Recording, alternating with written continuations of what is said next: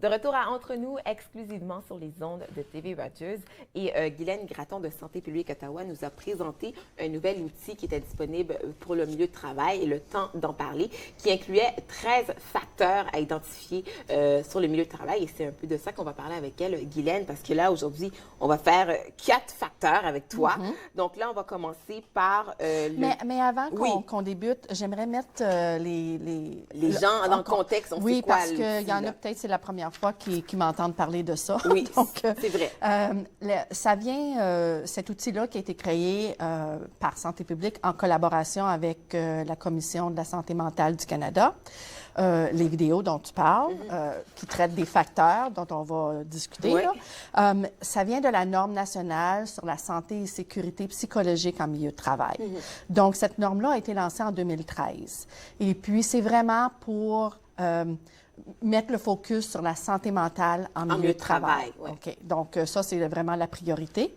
Et nous, en santé publique, on a dit, bien, qu'est-ce qu'on peut faire avec ça? Fait qu'on a décidé de créer des vidéos qui traitent de ces facteurs-là, de ces 13 facteurs dont tu as parlé, plus une vidéo d'introduction. En tout, il y a 14 vidéos qu'on retrouve sur YouTube et tentdenparler.ca. En anglais, app.talk.ca. Ouais. OK. Donc, fait que c'est de là que viennent les ressources, les vidéos. Parce que je voulais juste expliquer que ça vient vraiment pour appuyer la norme nationale, qui est une norme volontaire. Oui. OK? Donc, c'est des vidéos qu'on peut utiliser facilement en milieu de travail. En par milieu de exemple, travail, on peut oui, parce montrer que ça ces au- vidéos, ce sont des vidéos d'animation sur C'est tableau blanc. Oui. Et puis, il y a eu le lancement il y a quelques semaines, au mois d'octobre, mais à vrai dire, un lancement qui s'étale sur plusieurs semaines, parce qu'on lance 2 nouvelles vidéos par semaine. d'accord. OK? OK. Puis ça va se poursuivre jusqu'au mois de décembre, là, la première semaine de décembre. OK. Donc, oui, la semaine dernière, non, il y a 2 semaines, quand je suis venue, on a parlé d'organisation culturelle, de soutien psychologique et de politesse et respect OK. dans le milieu de travail. Donc là, cette semaine, j'aimerais poursuivre avec leadership et attente claire. Tu les as nommés tout à Oui, l'heure. leadership, attente claire Et et exigence psychologique. OK. Oui. Donc, ça, on commence par leadership Oui. et attente claire. Est-ce que c'est possible de montrer un petit bout? Je vais demander à notre ami Yolande qui puisse mettre ça. Est-ce qu'on veut écouter ça tout de suite ou tu voulais nous parler de son Bon, je peux en parler un petit peu, On puis peut après ça, on parler, peut le mettre la remettre. table dessus. OK. Vraiment, le leadership et attente claire, ça permet aux employés de savoir là, ce qu'ils ont à faire et aussi de prendre conscience de leur contribution au milieu de travail et d'être informés des changements lorsqu'ils surviennent aussi, là, pas comme 2 mois après, puis là, tout d'un coup, on entend parler de quelque chose, qu'est-ce qui se passe avec ça? Là? Donc, il est important... dans un milieu de travail où le leadership et les attentes sont claires, les employés savent ce qu'on attend d'eux, sont informés des changements, puis les superviseurs offrent une rétroactive utile. Oui. OK? Donc, pour améliorer ce facteur-là, on peut donner des exemples, là, des petits conseils concrets. Donc, on peut offrir diverses occasions d'échange entre le personnel et les gestionnaires.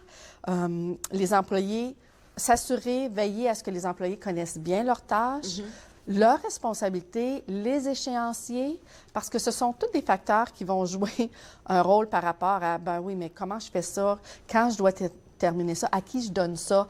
Donc, nous, on a un rôle pour les employés, c'est vraiment de poser des questions aussi. Est-ce que ça rentre aussi dans le cas de toute l'évaluation de rendement aussi? Parce que des fois, Bien, l'évaluation de rendement, c'est oui, là qu'on... ça rentre aussi, oui, évaluation de rendement, mais je dirais que les évaluations de rendement vont être, je le verrai plus avec le facteur dont je vais parler tout à l'heure, OK. croissance et perfectionnement aussi. OK, d'accord.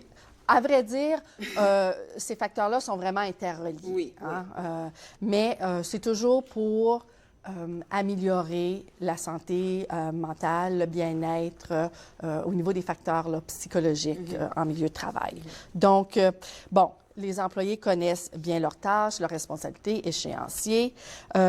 Offrir aussi aux superviseurs et gestionnaires des formations sur la communication efficace, l'intelligence émotionnelle et la résolution de problèmes. OK, ça aussi. C'est pas toujours les gestionnaires Non. qui ont ces outils-là. Exactement. Ouais. Bien, c'est bien d'outiller les employés, mais il faut outiller aussi les gestionnaires, superviseurs, ouais, les ouais. gestionnaires, qui ont à gérer des situations peut-être difficiles. Puis ils ne sont pas toujours en moyen, là, C'est tu ça. sais, donc... Et chaque employé a sa personnalité aussi. Exactement. Donc, il faut s'adapter à chacun aussi. Oui, là. puis c'est important justement de pouvoir donner des outils. Puis ces vidéos-là qu'on peut utiliser dans les milieux de travail, c'est des vidéos qui ne durent que Comme quelques minutes. quelques minutes, ouais. Ouais, 3 à 4 minutes, quelque chose comme ça. Donc, au niveau du leadership et à temps clair aussi, avoir des réunions fréquentes. En faisant participer les gestionnaires, la gestion. Comme ça, il peut y avoir un échange plus productif parce que là, on peut poser les questions directement. Parce que, tu sais, des fois, dans un milieu de travail, il y a une hiérarchie. Hein? Tu as l'employé, superviseur, gestionnaire, au dirigeant, en tout cas.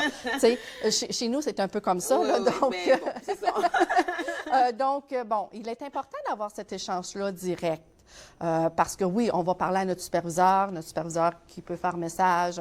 Mais si la gestionnaire participe à certaines de ces réunions-là avec les employés, bien, il peut avoir cet échange-là direct.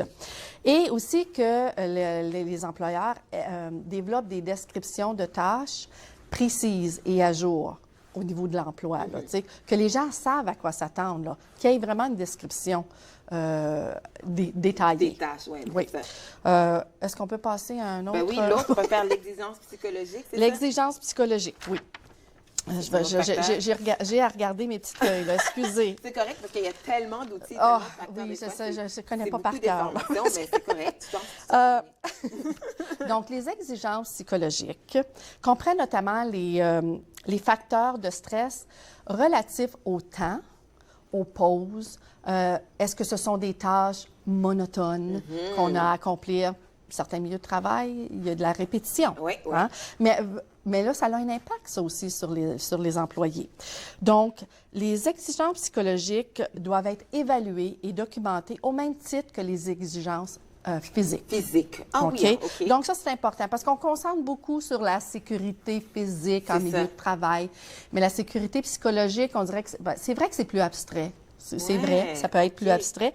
Mais les exigences psychologiques doivent être évaluées et documentées, comme je disais, au même titre que les Donc, exigences quand tu dis physiques. exigence psychologique, par exemple, le temps de concentration, des choses Le comme temps ça? de concentration. OK. Ou est-ce que les employés travaillent sur des quarts de travail? C'est ça. OK. La nuit. La nuit. tu sais. Ah, Donc, ça a un un impact, impact. ça, sur... c'est un facteur psychologique Oui. important à Oui. considérer. Donc, au niveau des exigences psychologiques, si elles sont bien gérées, les employés connaissent des niveaux de stress et de dépression moins élevés. Parce qu'il y a quand même des études qui Mais oui, qui je pense que démontrent. c'est- tu sais. ouais. Donc, tu parlais d'évaluation collaborative de rendement. Exigence psychologique, ça, c'est un des facteurs où est-ce qu'il est important d'avoir ces évaluations de rendement-là, Un à un, OK. un à un au niveau des besoins psychologiques, des besoins interpersonnels, OK. des besoins émotionnels qui peuvent être causés par certains facteurs là, Écoute, aussi. on va faire une pause, Oh, Guylaine, mon Dieu, déjà, déjà? et OK. on va continuer au retour avec Guylaine Gratton qui nous parle justement de ces 13 facteurs justement en milieu de travail. Vous écoutez Entre nous exclusivement sur les ondes de TV Rogers.